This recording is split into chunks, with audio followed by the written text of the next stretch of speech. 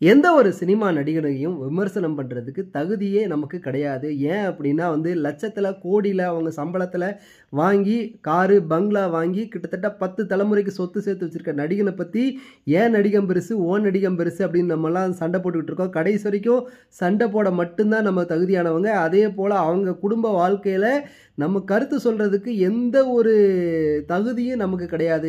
நமக்கு என்ன தகுதி இருக்கு அப்டின்னா ரூ.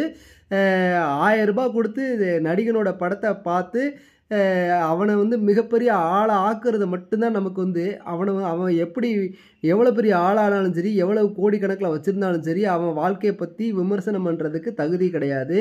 அதே மாரி நடிகனுக்கு கட்டவுட் கட்டுறதுக்கு பொண்டாட்டி தாலிய அடமானம் வச்சு கூட அவன ஒரு மிகப்பெரிய நடிகன் ஆக்குவோம். ஆனா, அந்த நடிகன் எந்த ரசிகனையும் அவன் கண்டுக்காம, அவனோட வேலைய மட்டும் அவன் செஞ்சுகிட்டு இருப்பான். அதனால நம்ம தகுதி இல்லாதவங்க தான், அவங்க தகுதியானவங்க தான்.